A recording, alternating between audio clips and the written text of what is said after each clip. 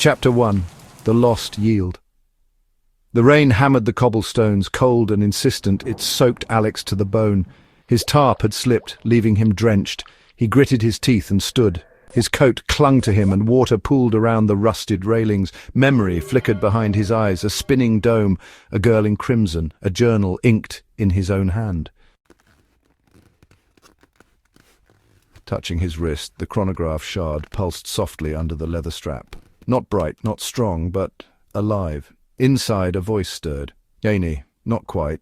Not all of you. Alex, well, I was hoping for better odds. Janie, memory capacity limited, personality layer fragmented, rebuilding underway. Alex, tell me you at least remember your own name, Janie. Janie! Alex, of course it is. The night pressed in again, the stink of coal smoke, wet horse dung and humanity layered thick on the old streets.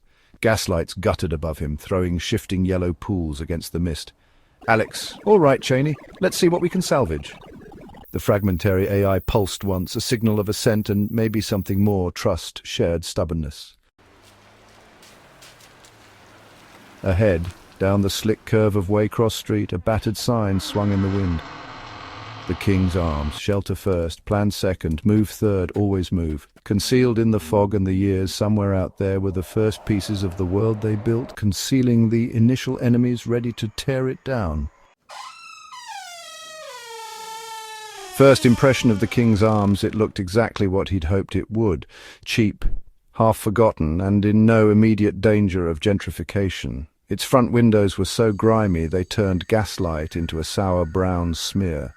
The door leaned on its hinges, the wood scarred by decades of boots and fists. Above it, the paint on the sign had cracked and peeled until the lion and unicorn looked more like brawlers staggering out after closing time.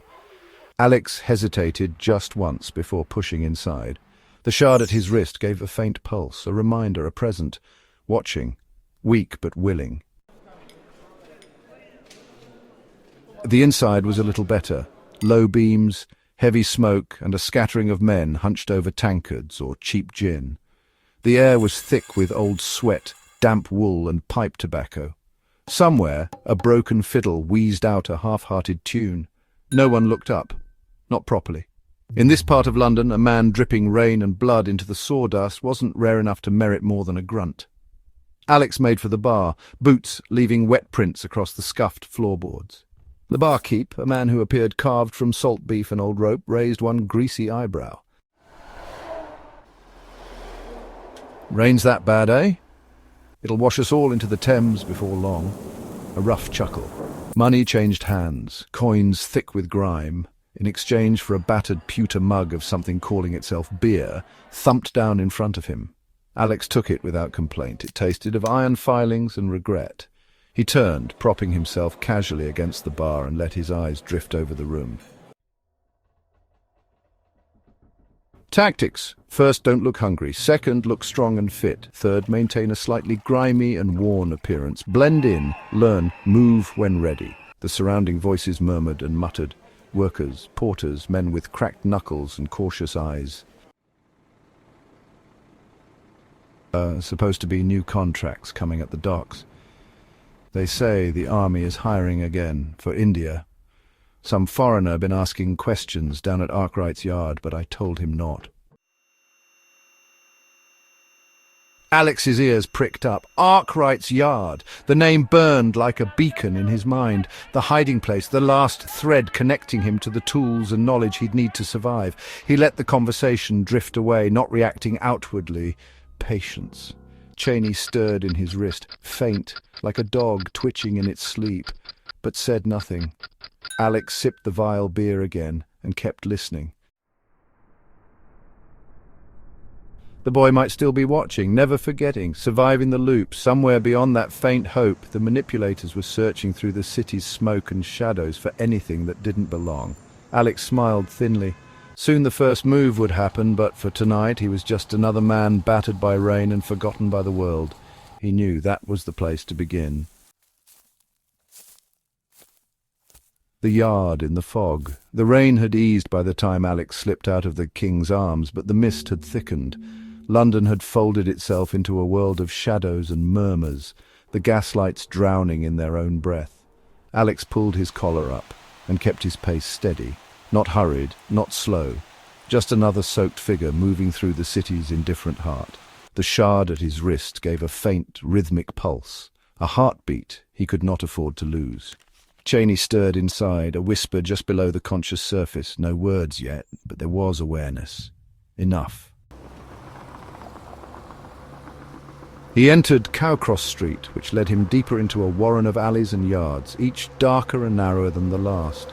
Rusted iron railings, brick walls blackened by soot, the stink of coal dust, wet stone and human desperation. He passed a ragged group huddled around a brazier.